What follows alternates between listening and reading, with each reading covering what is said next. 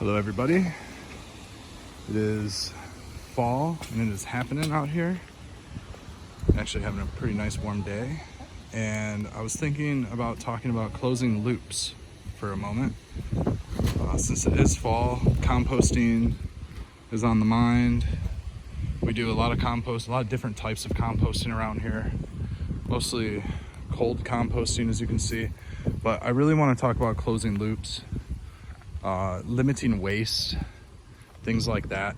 Right now Becca is inside doing as much as she possibly can as far as food scraps. We're making vegetable stock just out of vegetable scraps from dinner, things like that. And what I have here in front of you is this is our indoor garden scraps from defoliating, harvesting, etc. We've got lots of indoor stuff, and even though our indoor is hydroponic, we don't spray any chemicals. We don't use any pesticides, anything like that on any of our foliage. So what we're doing is doing a nice layer of mulch here with our indoor, you can see here. And then from our trees out front, I've got this beautiful leaf litter, some grass clippings. This is out of our front yard. We'll also use our grass clippings from our backyard. And since it's fall, there's plenty of leaf litter to go around. But we are regaining our fertility in our outdoor growing space from using what we have in our indoor growing space. So this is from our indoor garden, and then we're topping that off with a nice thick carbon mulch, the leaves, lots of grass clippings. The indoor is still nice and green and wet. So here we have this here. And then I'll show you something else that we do to conserve waste in our indoor garden. This bag in front of us, this is more scraps from indoor. But let's go inside the greenhouse for a second here. And in the greenhouse is where we have, let's see here. See, we're really trying to reuse as much as possible. We save some sunflower stalks, maybe for some trellising next year. But this is all of our indoor. We've got old mothers, a lot of just really nice, sturdy, really nice, cared for material here. Some of this is from our outdoor. We still have that plant there behind Becca, the hippie crasher stock to work with, but we have all of this beautiful indoor scrappings. And from we'll take some of it and a lot of the stuff from trimmings, and we'll scatter that, woody mulch out there in the yard. But really, we have a electric wood chipper, and so we chip some of this up. And here we'll go back here and show you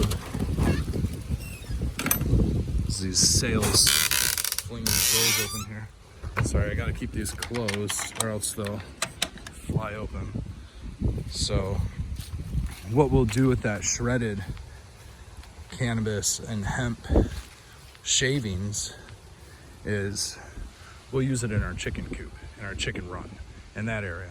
And we use an electric wood chipper. So it's not that big, it's not that powerful, but I find that it works great for the cannabis stalks and small branches. Something this size probably wouldn't get chopped very well with the electric wood chipper, but it works great for these guys. We don't have to worry about using any oil or any fuel or anything in it getting in the wood shavings. And we get to keep another gas-powered implement out of the garden, just so that we don't have any exhaust or anything floating around back here on any of our plants. And on the back of the garden over here, all of these beds are no-till. All these beds back here are no-till. We don't really add anything except for cold compost. We'll add leaf litter. We brought in some mulch this year, and the chickens have been amending it, doing their thing. So that's kind of the only amendments. We have a lot of perennials that grow in here. There's a lot of yarrow and dandelion, daisies, big daisies back there. And those will get replanted elsewhere. But what we have back here is our root balls from our indoor. And our root balls You can see they're in the bags or in the shaking jar. Only cocoa and perlite. We flush our EC out, so it should be very clean. And whatever else there might be in here will just get taken care of with whatever microbes are in the soil and whatever fungus life. You see along the fence line, we've scattered our root balls. We filled these slightly raised beds, just bordered beds. These are all with root balls over time, and they'll compact down and compost down, and we'll add more of that cocoa compost to it. So this is all cocoa compost. At one time, this was all cocoa compost. It's now mint. And over the years, I've had lots of uses for it in the back of the garden here where we don't actually grow our food. This is along the fence line and back here. This is where we grow a lot of just pollinator plants. So we're able to grow all of our pollinators with our waste product, and we don't dump any of the cocos in any of our main production. Just to, I guess, keep any of the unnatural or synthetic fertilizers away from our food production. Just that way we can call everything organic. But otherwise, all of our botanicals and stuff like that. Well, we do have some raspberry back there. That might have got some of it, but over the years and over time, all the natural fungi and bacteria that we have in our soil, we'll eat all that up. Let's see here. And really, we flush our indoor as best as we can. We run a very low EC on our indoor. Very low fertigation. We give water. All of our plants use up all of the minerals in the cocoa. So these are all just no-till beds. So that's how we try to close some of our loops with our indoor. And then as far as our outdoor will get used in the same manner. We'll take, these are just the bottom of the plant that wasn't really worth too much. There's a little bit on there, but as far as the time worth going, I'd rather just give all of this back to the earth, back to the pollinators here. We had to get it all in. We got to freeze, and we got so much time, so got to get done what we can. The other things that we'll do to help close loops is, like I said, we're taking all of our food scraps, even from cooking. We'll chop up a carrot and you got that carrot top, or you'll chop up some celery and you got the butt of your celery. Or let's see, what's this? This is some pumpkin. So you had some pumpkins for Halloween maybe. So Becca's taking all of that stuff, and all the vegetable scraps for the most part is getting turned into stock. And then once we make stock, we'll give the scraps of that to the chickens back here. And you can see some apples on the ground back here, fallen from lots of apples, neighbor's tree. Our neighbor doesn't spray anything over here, so she's got all organic apples that feed our yard. We do a lot with our apples as well.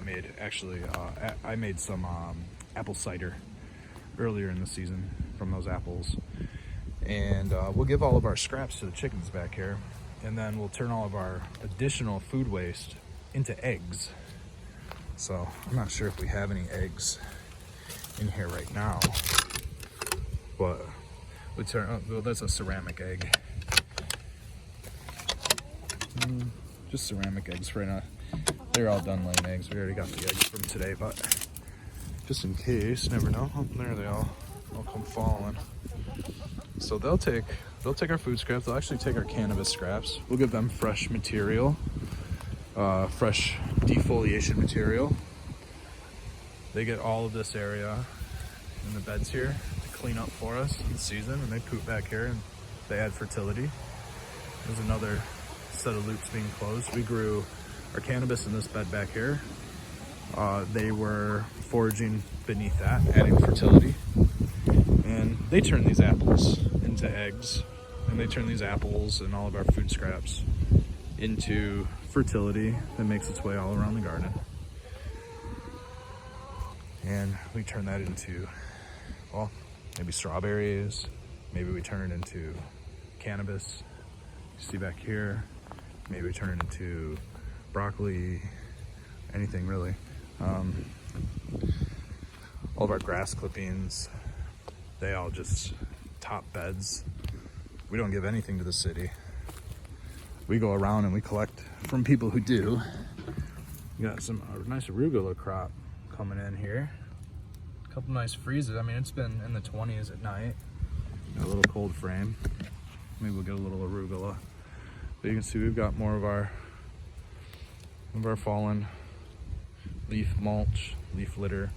I'll bring the indoor cannabis litter back here, and I'll add all of this for the fertility for the season. And I mean, some of that stuff's probably more dry. This bag that I got into is nice and wet, but some of this I just let it stack up throughout the summer for the most part. I mean, I'll bring a bag home. If I got a big bag, I'll bring one home and dump it. But for the most part, I like to save it for this time of year when we're adding fertility to cover the soil so it stays nice and warm. And even though it's really cold out, maybe there's still little critters down there doing some work. And you see the soil's not bare. All the pollinators, all the beneficials, they get a chance to hibernate properly. They don't just get defeated. So closing loops is very important. This is our primary source of fertility. We don't bring in any compost. We bring in a little bit of outside compost for our seed starts when we plant vegetables, and when we do our cannabis starts. But other than that little bit of compost that we take indoor, all of our fertility is straight from our own plants. You can see there's burdock growing in abundance just everywhere. We have tons of dandelion and thistle. This compost pile over here is mostly, this came out of the chicken area, so this has a lot of chicken manure in it, high nitrogen. That'll get topped on the beds early in the spring.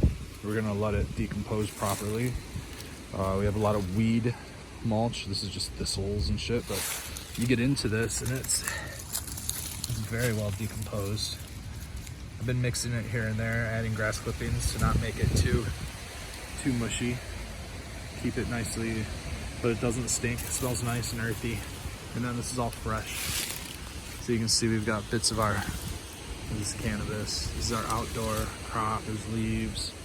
These leaves probably just fell from the tree above it, but they make a nice cover. And the leaves will protect it back here. Keep a nice garbage can of nasty water so we can water the compost here and there.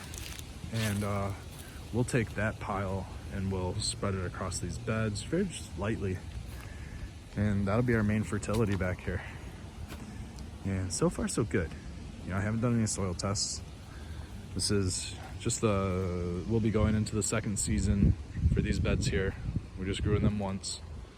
It has been just grass. I mean, my yards look like that for a decade. No fertilizer ever back here, just grass clippings. So we grew huge plants, huge sunflowers, huge cannabis plants. The beds back here, let's see, this bed's in it's like 10th season, both these beds. So the chickens are working heavy in those.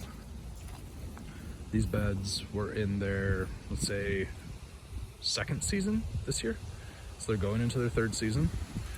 These beds were in their fourth season. So they'll be going into their fifth season. And those beds were in their third, going into their fourth. So there's a progression. It definitely didn't go in order, but there's a progression. Pretty much one plot section season. We're not adding this year. We're moving on this year. We're taking it to where our indoor cannabis is grown, and we're actually creating a whole new garden space out there. So Rosemary's Oasis on YouTube. Check out that channel, please. We cover all kinds of just homesteading and life out back here, garden life, I suppose. A little bit of everything that we do. Chickens, composting, a little bit of everything. So appreciate you guys and have a great one.